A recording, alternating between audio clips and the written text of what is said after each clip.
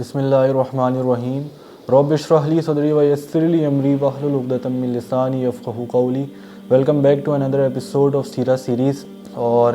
آج کی اس ویڈیو میں ہم بات کریں گے آپ صلی اللہ علیہ وآلہ وسلم اور حضرت خدیجہ رضی اللہ عنہا کے نکاح کے بارے میں، کہ وہ نکاح کس طریقے سے ہوا، اس کو ذرا ہم ڈیپتھ میں ڈسکس کریں گے، تاکہ کچھ سوالات جو ہمارے ذہنوں میں آتے ہیں اور کچھ لوگ اس واقعے کو غلط طریقے سے ریپرزینٹ کرتے ہیں اپنی کچھ غلط باتیں منوانے کے لیے، اور غلط طریقے سے دلائل کو پریزنٹ کیا جاتا ہے اور غلط دلائل دیے جاتے ہیں کئی جگہوں پہ، نعوذ باللہ اپنے حرام ریلیشن شپس کو سیکیور کرنے کے لیے اس واقعے کو سامنے رکھا جاتا ہے اور غلط طریقے سے پریزنٹ کیا جاتا ہے۔ تو آج ہم ذرا اس چیز کو ڈیٹیل میں ڈسکس کریں گے تاکہ جو سوالات ہمارے ذہنوں میں ہوتے ہیں وہ بھی کلیئر ہو سکیں اور ہم اس واقعے کو صحیح سے سمجھ سکیں اور اس سے بہت کچھ سیکھ سکیں۔ جیسے کہ آپ صلی اللہ علیہ وآلہ وسلم قریش کے مکہ کے اندر بہت زیادہ مشہور تھے اپنی صداقت اور امین ہونے کی وجہ سے، صادق اور امین ہونے کی وجہ سے بہت زیادہ ویل نون تھے۔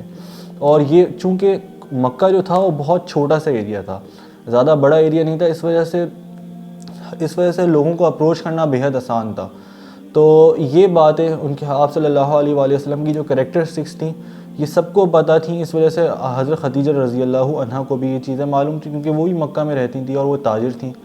تو یہ باتیں ان کو پتہ تھیں۔ ایک دفعہ حضرت خدیجہ رضی اللہ عنہا اپنا مال شام تجارت کے لیے بھیج رہی تھی،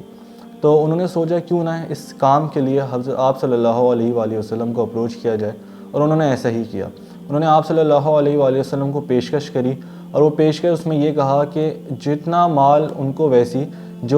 کو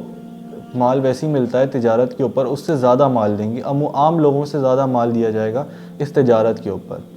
کیونکہ ان کی کریکٹرسٹکس ایسی تھی کہ وہ اور زیادہ پروفٹ دینے کے لیے بھی تیار تھیں۔ تو آپ صلی اللہ علیہ وآلہ وسلم نے اپنے چچا سے مشورہ کیا، تو چچا سے مشورہ کے بعد انہوں نے اس کے لیے ہاں کر دیا کہ وہ تجارت پہ کام کریں گے۔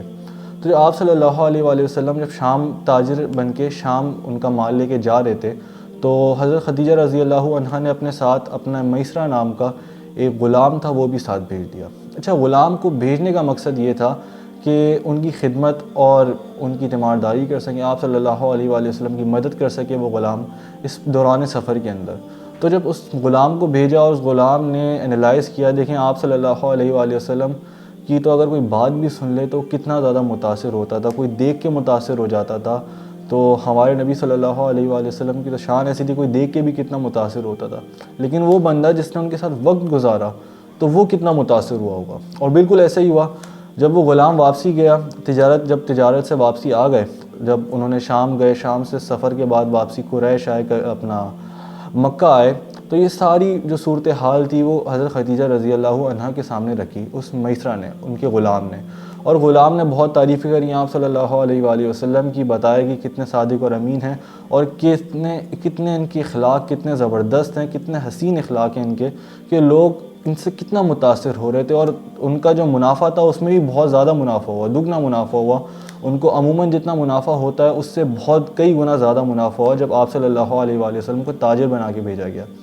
تو جب یہ ساری باتیں حضرت خدیجہ رضی اللہ عنہا کے سامنے رکھی گئیں تو وہ بےحد متاثر ہوئیں، اور اس کے بعد انہوں نے آپ صلی اللہ علیہ وآلہ وسلم سے نکاح کی پیشکش کری۔ اچھا، اس دوران آپ صلی اللہ علیہ وآلہ وسلم حضرت خدیجہ رضی اللہ عنہا کی عمر 40 برس تھی،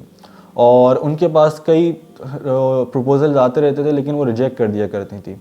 اچھا، اسی دوران جب انہوں نے یہ پیشکش کرنے کا سوچا کہ آپ صلی اللہ علیہ وآلہ وسلم کو کیوں نہ شادی کی پیشکش کی جائے، تو انہوں نے اپنی ایک دوست سے اس بارے میں مشورہ کیا۔ تو دوست سے جب اس بارے میں مشورہ کیا تو حضرت خدیجہ رضی اللہ عنہا کی جو دوست تھیں انہوں نے اس بات کو کنڈیم کیا، انہوں نے اس بات کو بلکہ اور سپورٹ کیا اور کہا کہ آپ کو یہ ضرور کرنا چاہیے، کیونکہ وہ بھی آپ صلی اللہ علیہ وآلہ وسلم کی صداقت کے بارے میں اور ان کے امین ہونے کے بارے میں بےحد اچھے سے جانتی تھیں، ان کے کریکٹرسٹکس ان کے سامنے بھی واضح تھے۔ تو انہوں نے بھی مشورہ کیا کہ آپ کو ضرور یہ چیز کرنی چاہیے، آپ کو ان کو پروپوزل بھیجنا چاہیے۔ اچھا، اس دوران قریش کے اندر، مکہ کے اندر ایک بیوہ عورت کا کسی کو پروپوزل بھیجنا بری بات نہیں سمجھی جاتی تھی، یہ ہمارے دور کی باتیں ہیں۔ اچھا، ہم دیکھتے ہیں کہ اس سے ہمیں کیا دیکھنے کو ملا، وہ یہ کہ ہم کچھ جگہوں کے اندر قریش کی جو اس وقت مکہ تھا اسلام آنے سے پہلے اس سے بھی غیر گزرے، وہاں پہ کچھ چیزیں جس طرح سے ہم نے دیکھا کہ بیواؤں کا ایک دوسرے کو اگر کسی کو پروپوزل بھیجنا غلط نہیں سمجھا جاتا تھا اس وقت، لیکن آج تو ہم نعوذ باللہ شادی کرنا بھی ہم غلط سمجھتے ہیں ایسے اس سے. تو ہمیں اس چیز سے سیکھنے کو ملا کہ قریش کی جو وہ لوگ تھے جو اسلام آنے سے پہلے کے لوگ تھے, وہ زمانہ بھی کچھ چیزوں میں ہم سے زیادہ بہتر تھا. ہم ان سے بھی غیر گزرے ہیں اس وقت, اسلام آنے کے بعد بھی, اسلام آنے کے 1400 سال کے بعد بھی مسلمان ہو کر بھی ہم ان سے غیر گزرے ہیں. اچھا ہم آگے چلتے ہیں, اس واقعے کو ذرا آگے لے کے چلتے ہیں. تو ہوا کیا, جب انہوں نے اسے اپنی سہیلی سے مشورہ کیا تو انہوں نے بھی اس بات کو کہا کہ آپ کو کرنا چاہیے. تو پھر ان کی سہیلی تھیں, وہ پروپوزل لے کر گئی تھیں. حضرت خدیجہ رضی اللہ عنہا نے ڈائریکٹ پروپوز نہیں کیا تھا آپ صلی اللہ علیہ وآلہ وسلم کو, بلکہ ان کی جو سہیلی تھیں وہ پروپوزل لے کر گئی تھیں, اور پھر آپ صلی اللہ علیہ وآلہ وسلم نے اپنے چچا سے اس بارے میں مشورہ کیا اور پھر اس چیز کو ایکسیپٹ کر لیا.